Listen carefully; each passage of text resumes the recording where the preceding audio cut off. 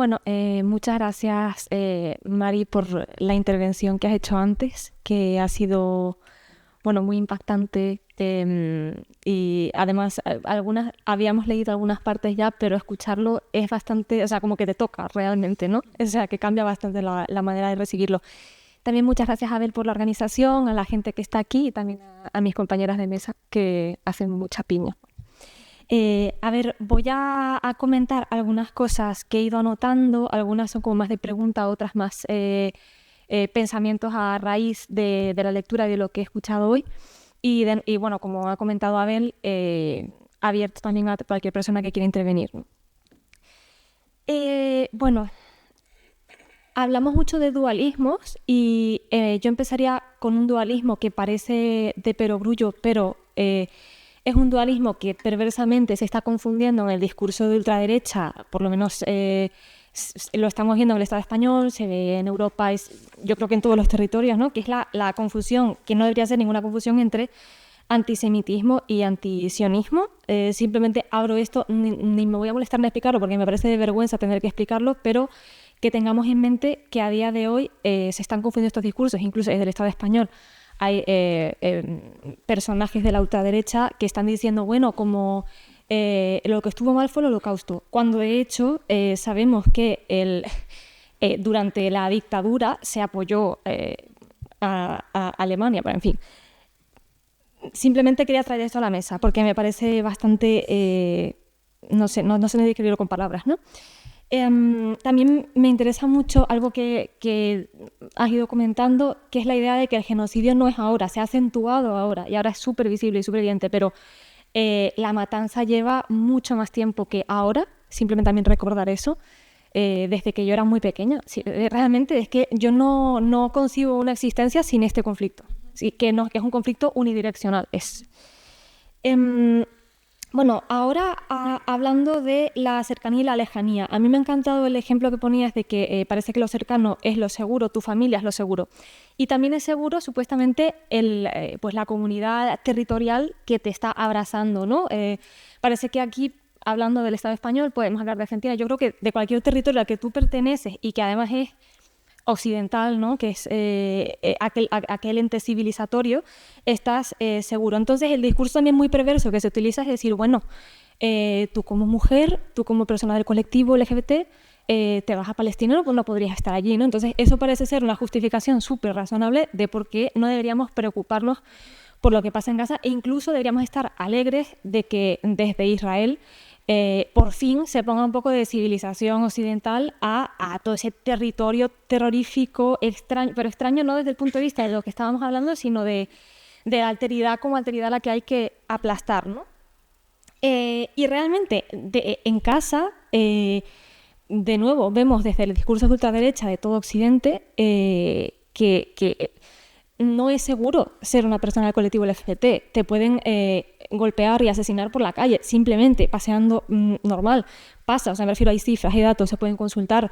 Determinados partidos de ultraderecha pues utilizan contradictoriamente discursos de, vale, islamofobia, voy a poner un cartel en la calle de una mujer con un velo en plan, ¿este es el futuro que quieres o quieres este otro futuro? Y una mujer blanca sin velo, ¿no? Pero al mismo tiempo soportan políticas contra el aborto o dicen que la violencia es violencia independientemente de género. Entonces son discursos absolutamente contradictorios para que la gente pues tenga unas ideas, bueno, en fin. Vale, también quería comentar, bueno, algunas otras ideas. Me parece muy interesante, de nuevo hablando de la lejanía y la cercanía, el conflicto entre lo universal y lo particular, entre lo material y lo idético, de lo que has estado hablando, y que es un gran problema al final de la filosofía occidental y de que, bueno, que se inaugura con todo este dualismo cartesiano que también comentas. Hay cosas que he leído y cosas que has comentado, esto es un poco confusión mental, pero bueno, estamos en la misma. Sí. Entonces, nada, me interesaba también comentar un poco, y esto ya como pregunta,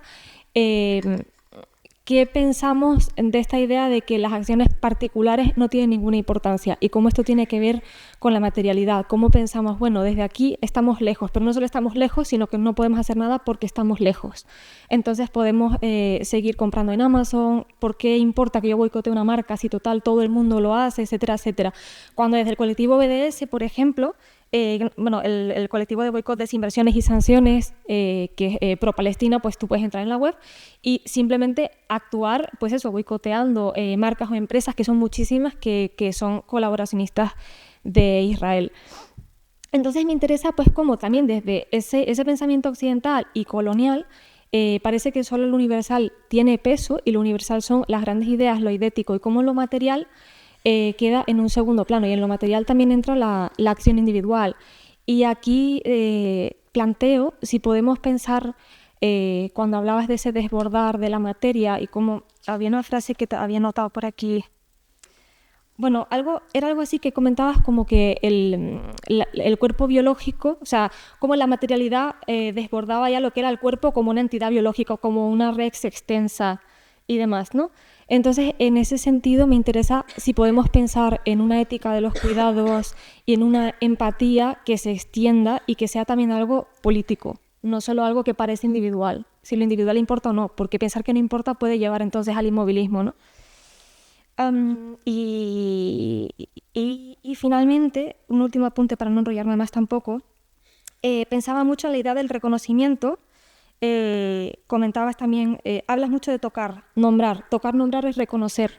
Y el reconocimiento, pensamos en Hegel, la dialéctica del reconocimiento, cómo es tan importante, porque al final, bueno, si no me he enterado bien del asunto, me lo corrigen. Entiendo que, bueno, estuvimos a punto de que hubiese un acuerdo de paz, cosa que evidentemente no pasó. El punto de inflexión parece ser que, pero Gaza, o sea, Palestina no se puede reconocer como Estado, ¿no? Entonces, ese reconocimiento es algo tan relevante. Reconocer primero la palabra genocidio, que de nuevo es de la ultraderecha, se está negando que sea un genocidio. Hablabas de que te daba miedo hablar de genocidio, pero es que hay gente en posiciones de poder que está diciendo, no, genocidio no es, no me gusta esto, pero no es un genocidio. Entonces, la importancia de nombrar las cosas, de reconocer al otro, hablando de genocidio y hablando de esto es un territorio que existe, y también de reconocer en una idea esa materialidad y de cómo se hace difuso entonces ese binarismo entre lo que es material y lo que no. Y bueno, ya está mejor, porque si no, no nota. Gracias.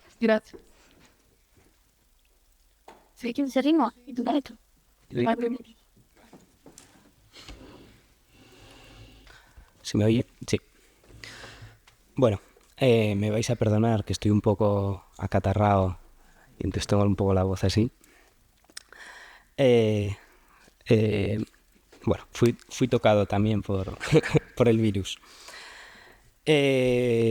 Por mi parte, pues simplemente quería hacer como una especie de comentario o reflexión al respecto de lo que fui escuchando, que en algunas partes se me ha hecho más complicado, en otras quizá la guía de ciertas ideas me ha ayudado más, quizá el trasfondo simondoniano, quizá que hay en ciertos conceptos, como el propio concepto de tocar. Pero bueno, quería hacer una reflexión más prosaica y me han interesado varios temas, ¿no?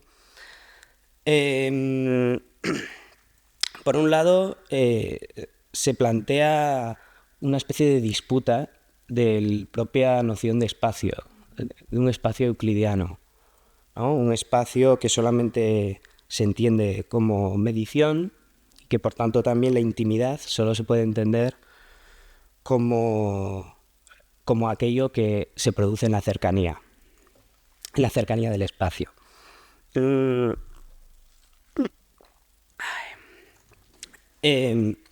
Sin embargo, planteas un contacto que se da desde la distancia, lo cual implica que no podemos mantener esta noción de espacio.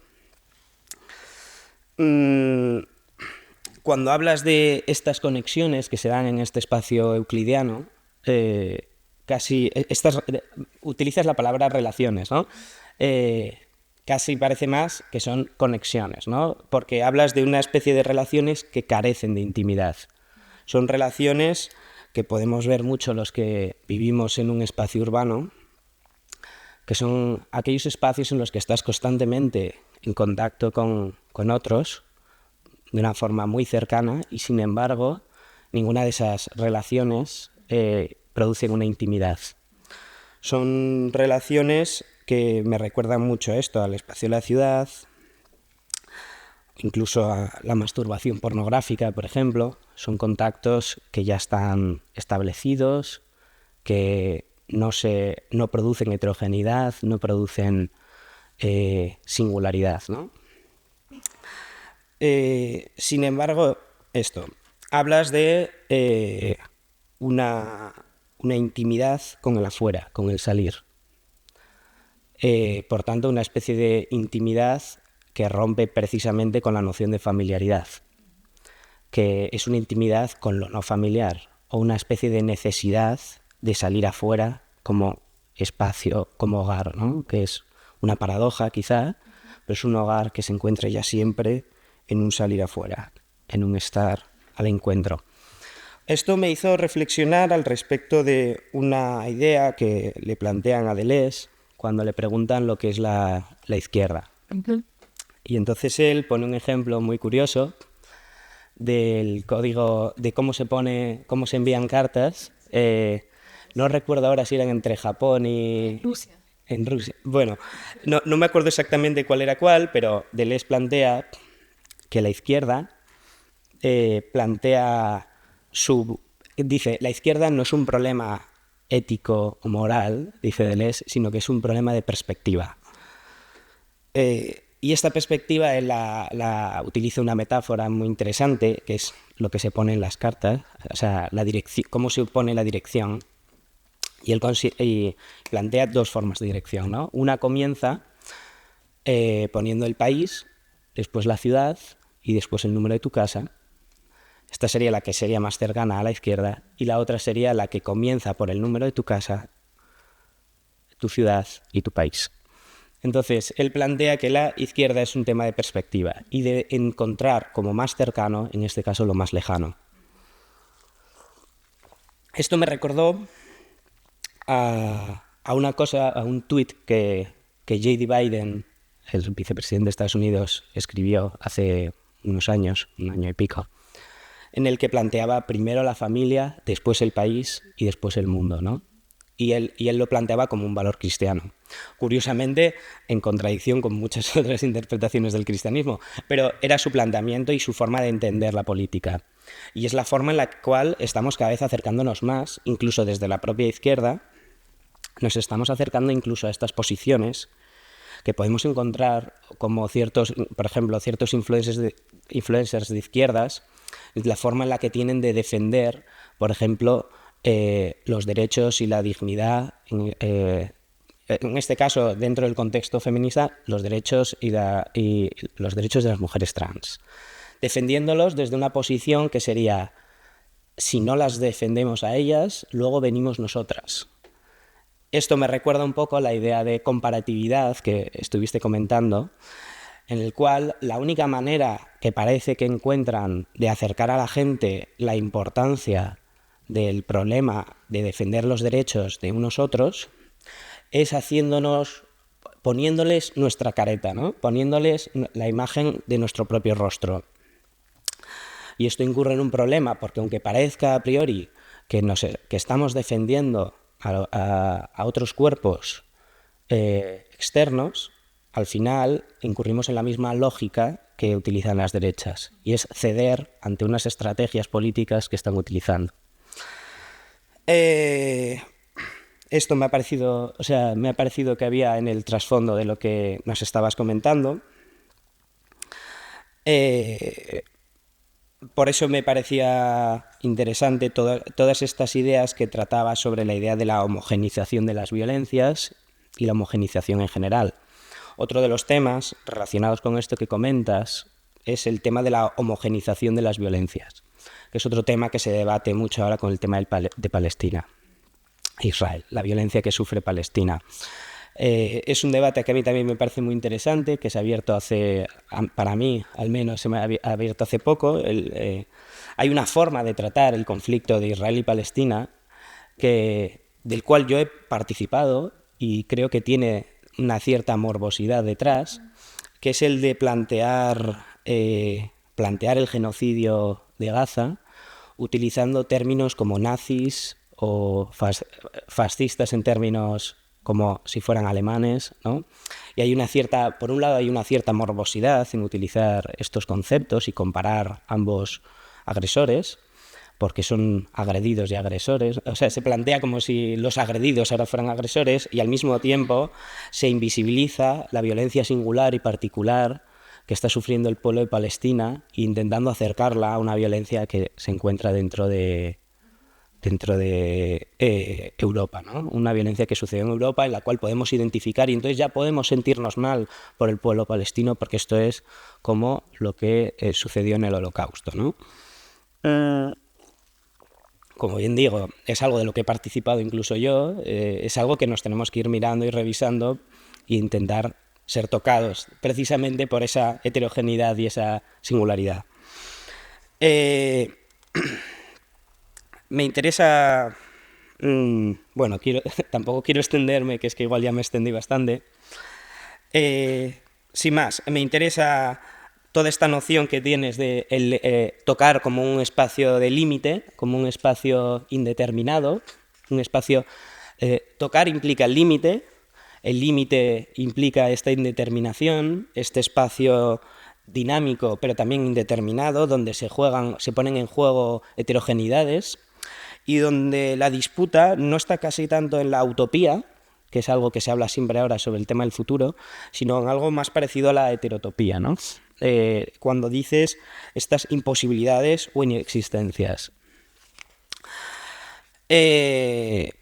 Bueno, finalmente, por ya cerrar, porque no quiero tampoco pasarme, parece que el programa, por decirlo de algún modo, la idea del programa, que tampoco es que sea un programa, pero bueno, la idea que hay de fondo es que quizá una parte de resolver estos problemas que tenemos van de camino por buscar una manera de percibir adecuadamente, ¿no? Una manera de aprender a percibir, porque la única manera de ser tocado o tocar es abrirse a esa heterogeneidad y a esa diferencia que hay en todo tocar, porque no se puede tocar lo que ya eres, ¿no? Desde la identidad uno no puede tocar. El contacto siempre se da en una tensión de distintos, ¿no? En una tragedia. Y en una aceptación precisamente de ese otro. Bueno, no quiero extenderme más ya y lo dejo aquí.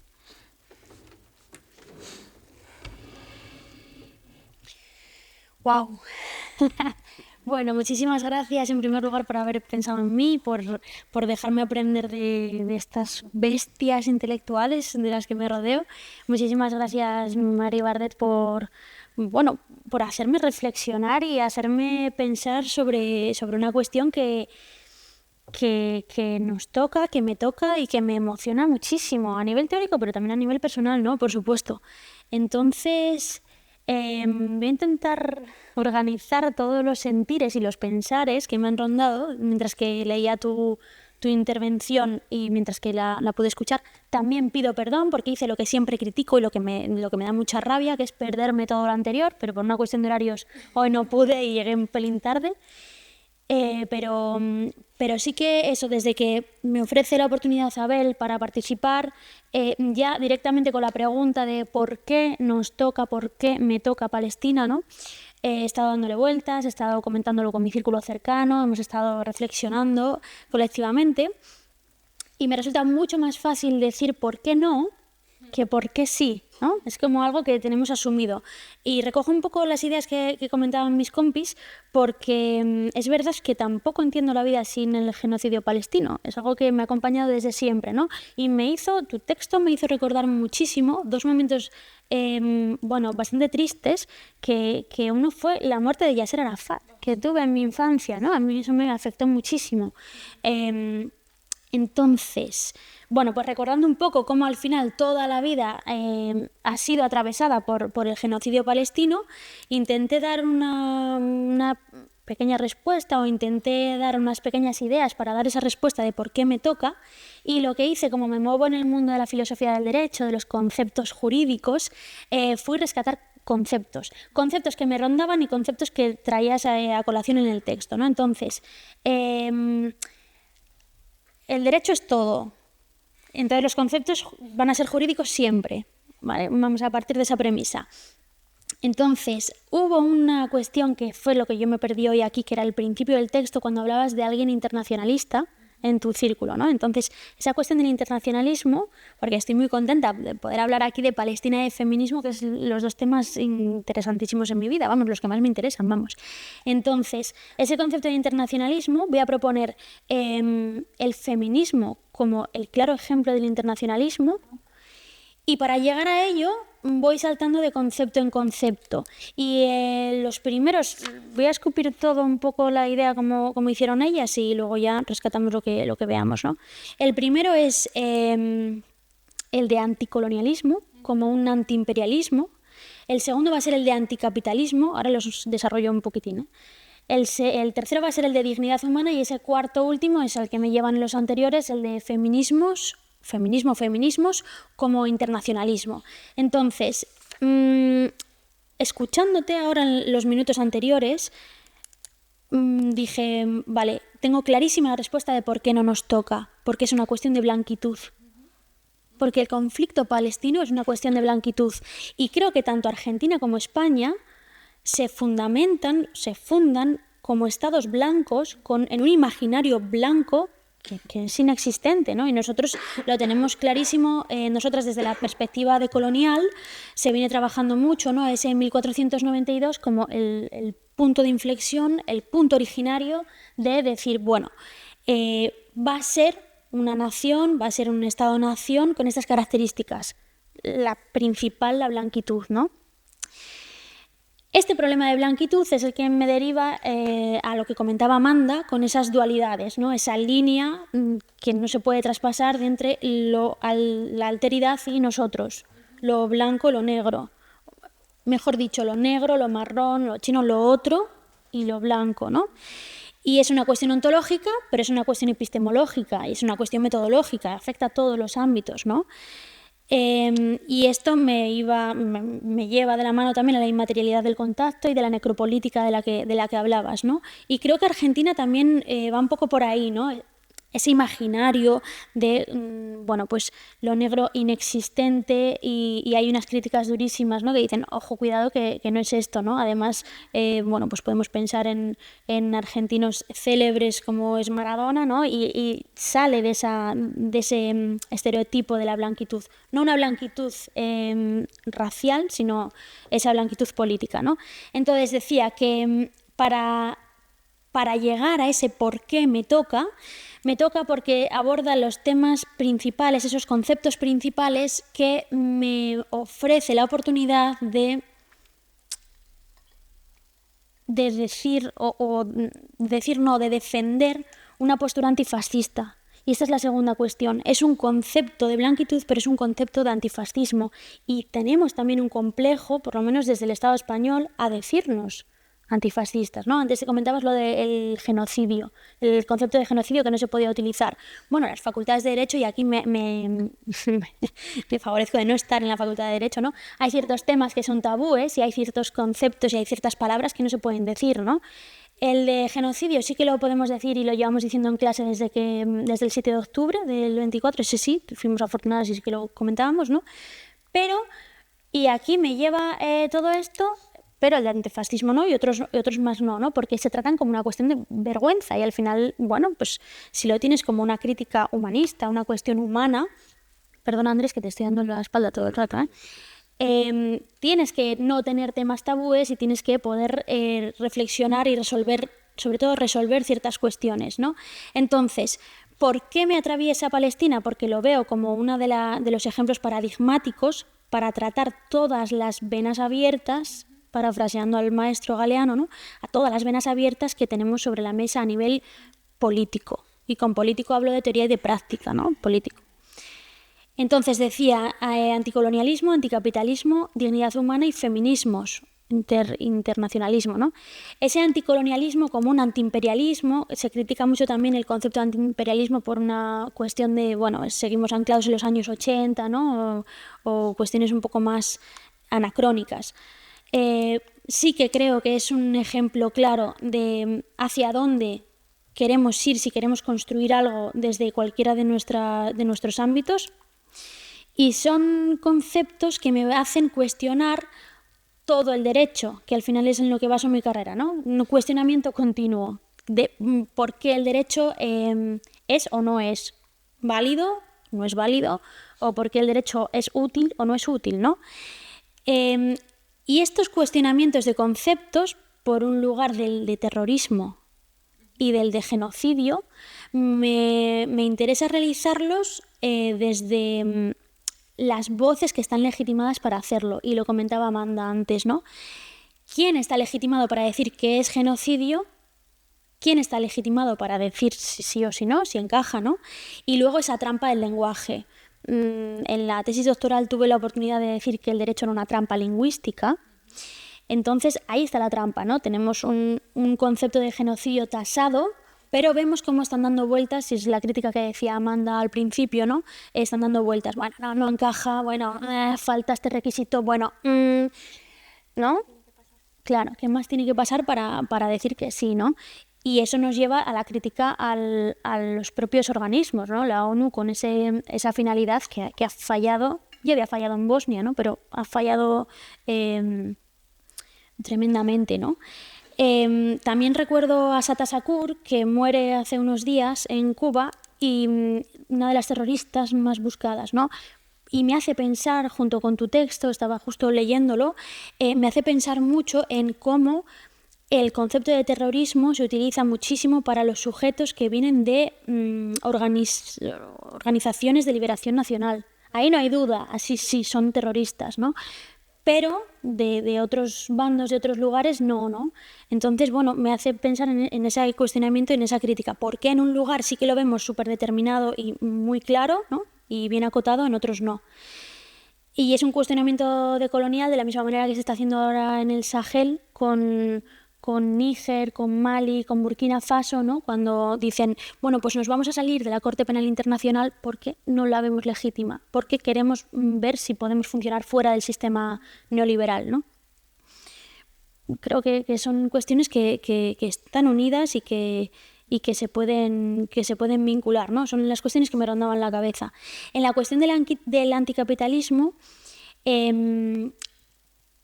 Palestina nos obliga a entender los megaproyectos neoliberales, nos obliga a entender cómo la cuestión de la seguridad internacional viene de la mano del sionismo, nos obliga a entender cómo los megaproyectos neoliberales de los Airbnbs y estas cuestiones, ¿no? Resorts, vienen, cogen su punto máximo en Gaza, en Palestina, la cuestión bélica armamentística, y me pasa lo mismo que me pasaba, por ejemplo, con el conflicto de las jornaleras de las Fresas Rojas en el sur del Estado español, de las jornaleras de Huelva, ¿no? Para hablar de un conflicto determinado, en este caso Palestina, las jornaleras, hay que hablar de la agroindustria que hay detrás. ¿Por qué también a Gaza se le está penalizando, ¿no? Como una cuestión, industrial absoluta, ¿no? Que aborda todo. Luego, el tema de la dignidad humana viene más a lo teórico, ¿no? A la cuestión de la lógica esta de derechos humanos, de democracias occidentales no cuestionadas, ¿no? Como al final, bueno, pues se va a caer abajo todo. No podemos hablar de dignidad humana si tenemos este panorama. En ningún lado, por muy cerca o por muy lejos que esté, ¿no? Y no es casualidad que pase esto...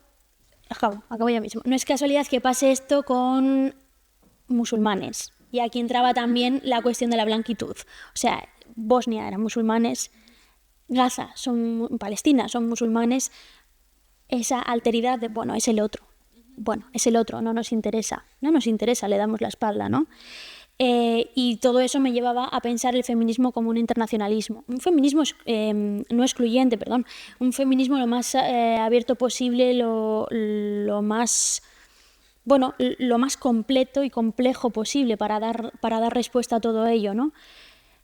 Plural, internacionalista, y eso es lo que me permite pensar en ciertas cuestiones, en ciertos conflictos, como algo muy cercano, como algo que nos atraviesa y que nos deja mal. O sea, hay días que estamos completamente mal y devastadas, ¿no? Entonces, bueno, iban por ahí mis tiros un poco. Ya me callo. Muchas gracias. Vale, si os parece bien, antes de, no sé si alguien del público quisiera decir algo, solamente decir que vamos a terminar la jornada un poquito antes, porque ha sido una mañana maratónica para todos, así que hablad ahora o callad para siempre. Antes de igual seguramente Mari Barret quiera como apuntar algo, pero no sé si alguien del público...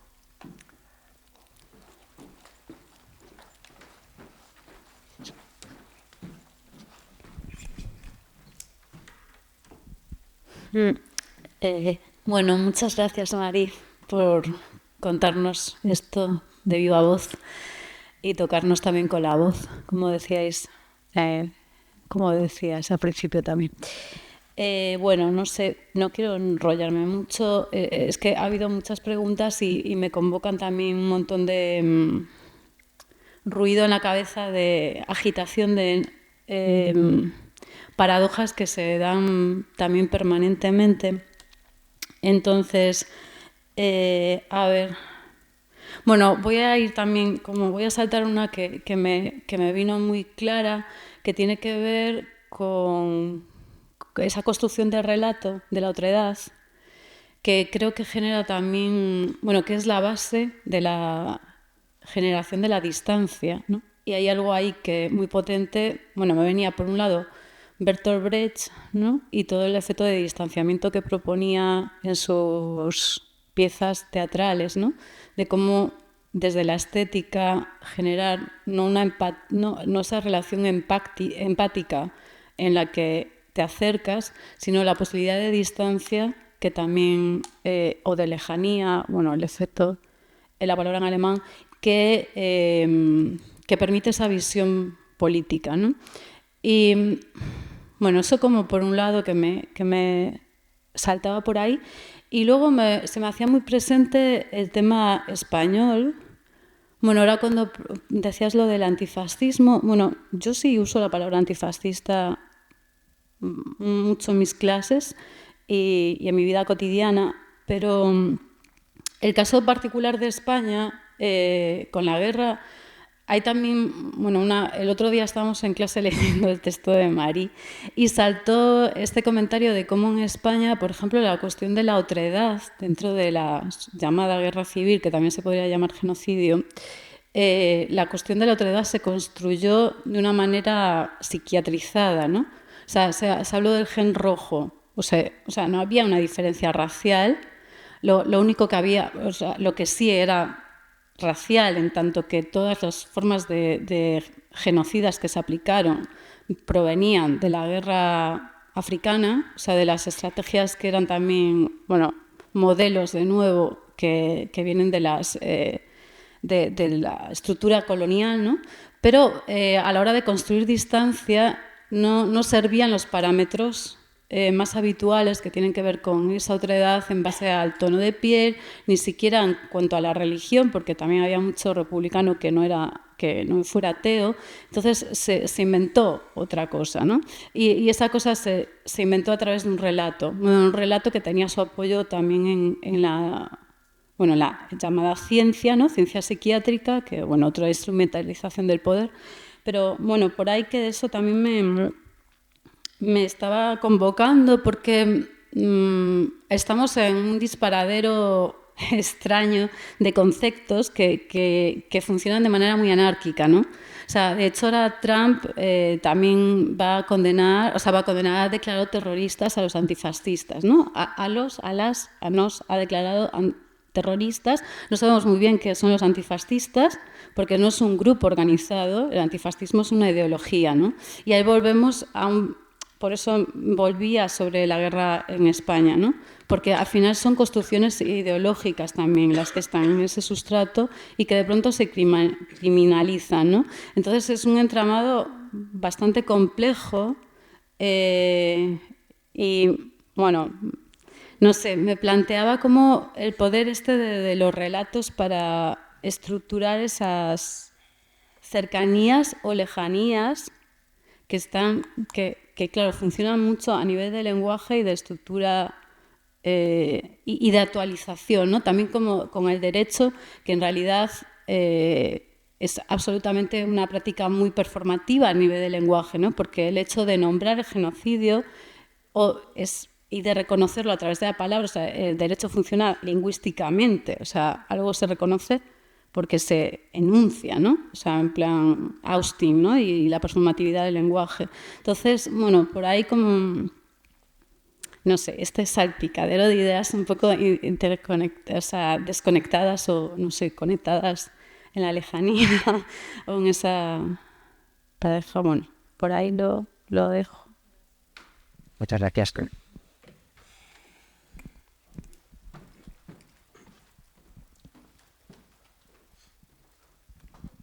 Estaba pensando en esto del por qué nos toca y con el tema de la identificación, de la empatía, de lo que has dicho